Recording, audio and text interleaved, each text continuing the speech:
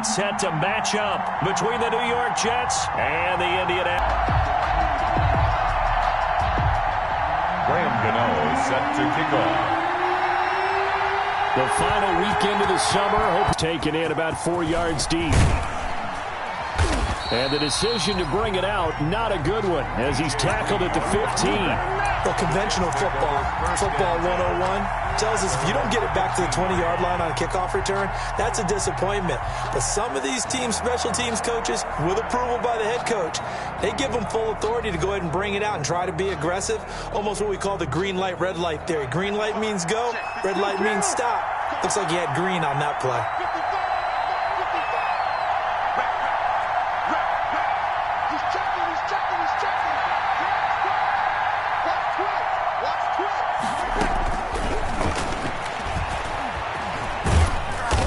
And a short gain across the 15 to the 17-yard line. Only a couple for him there on the game's first play, and it's second down. I know we can't hear what's going on in that huddle right now, but I'll guarantee you at least one offensive lineman is out of there.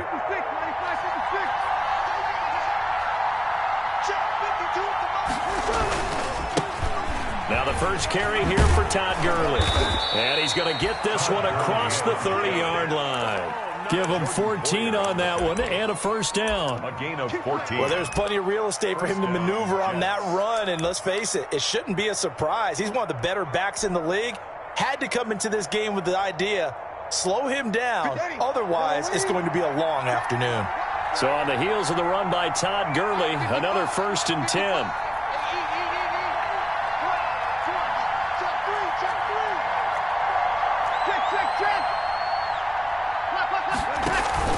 Now a handoff here to his running back.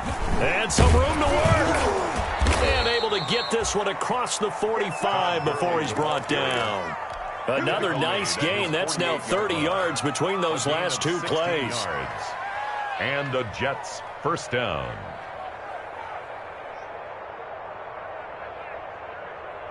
Ready? 95-56.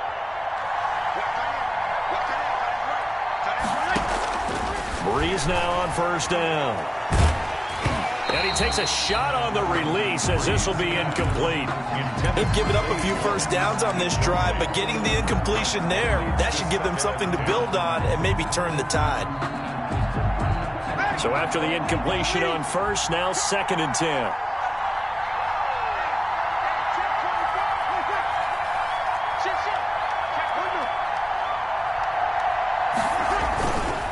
On the handoff, it's Gurley. And he's going to take this one across midfield and into Colts territory. They get 6. That'll leave them with 3rd and 4. That's a really nice job by them picking up the run blitz and detecting it and blocking it and turning it into a nice run. And a lot of times you think if you blitz a running play, you're going to smother it. But a lot of the blitzers, they come in a little bit high. They don't have great leverage, and they're easily blocked and turned to the side. He lost 2, and it brings up 4th. This defense is a difficult one to prepare for, one of the best in the league. They'll come at you from all angles, and they did a nice job there stopping him for a loss. And just a single punt for him in the loss last week as he sends this one away. Excellent placement, and off that bounce, Charles, I didn't know where it was going to go. It can be an inexact science as to where they place it, but they say the 2-yard line. Yeah, I don't know how they really determined that. And let's face it, at the end of that play, one side's going to be happy, the other team's going to be unhappy.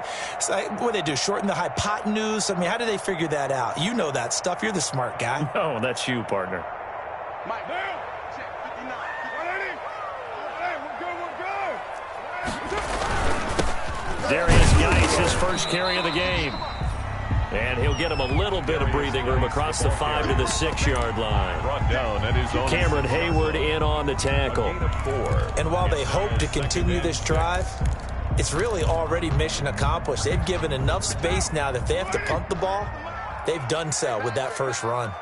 A little more room here on 2nd and 6 from the 6.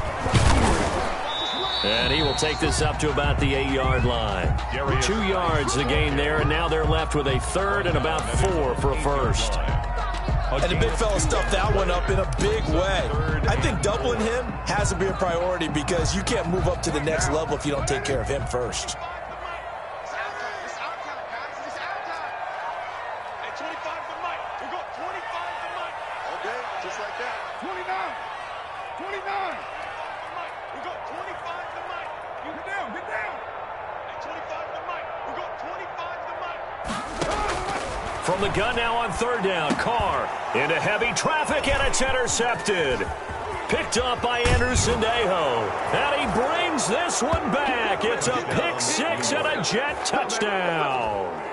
Coaches preach all the time about opportunities and taking advantage of them, and he did exactly that. ASAP, the coach, told us all the time, a lost opportunity is never regained. Well, no regrets here. He picked that one off and took it to the house.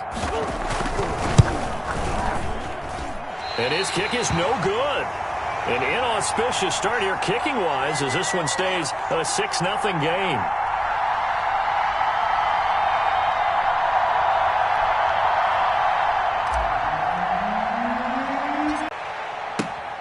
A fairly short kick from the 14. And they're going to start this drive in pretty good shape up past the 30. The Colts take over first and 10 at their own.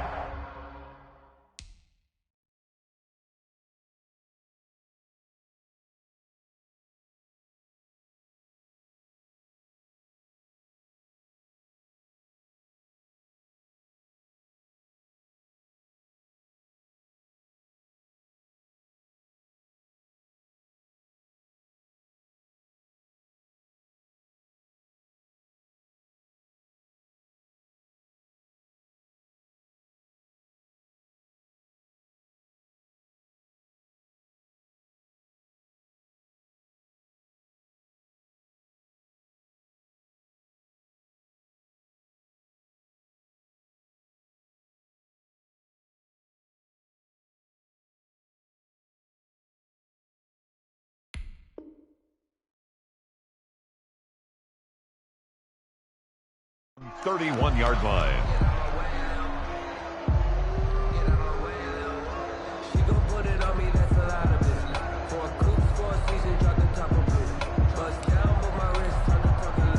The Colts come to the line ready to start their next drive.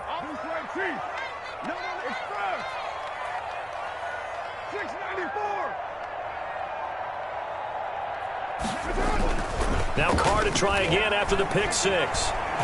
Looking deep in the direction of Cooper. And this will be incomplete. Physical play on the football there, and it's second down.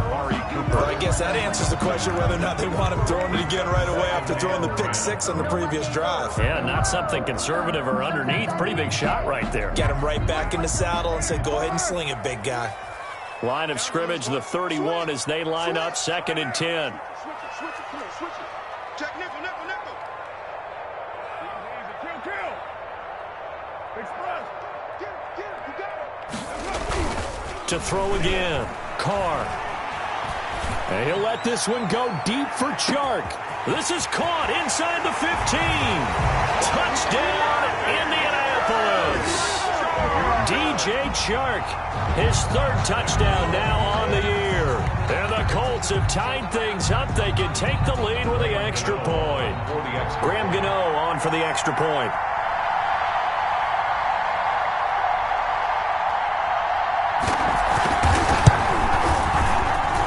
It's up and good, so they go the conservative route instead, and it gets them a 7-6 lead here in the opening quarter.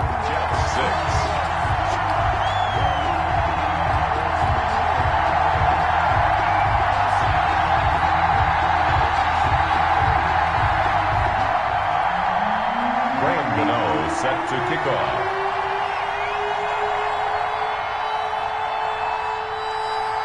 Gano now following the touchdown here to kick it away.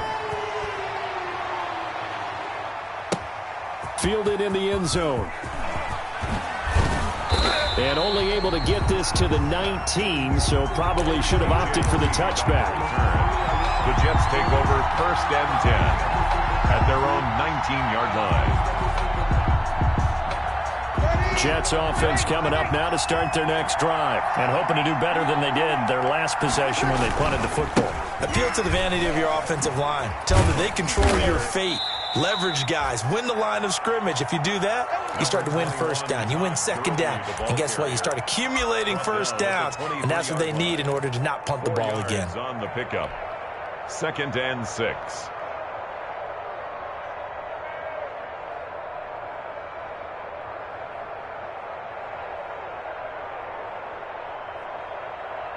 The run got 4. Now they deal with a 2nd and 6.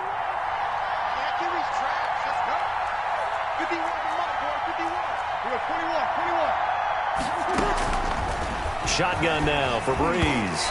Oh, the ball comes out on the hit, but they'll say it's incomplete. Well, we always talk about how you've got to be quick when you go through your progressions, and here's another prime example.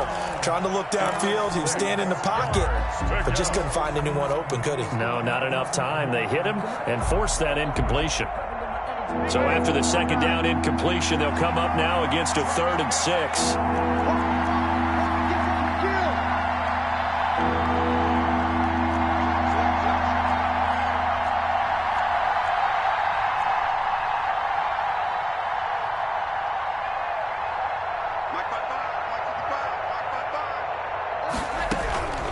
Working from the gun, it's Breeze. And that's going to be incomplete. The contact there enough to jar that ball free, and it brings up 4th down. Brandon, we saw these defenders flying to the football in their win last week, and nothing has changed. They're still moving around quickly and forcing incompletions. And this one will not be returnable as it sails out of bounds. Over 1st and 10 at their own 28-yard line. The Indy offense at the line.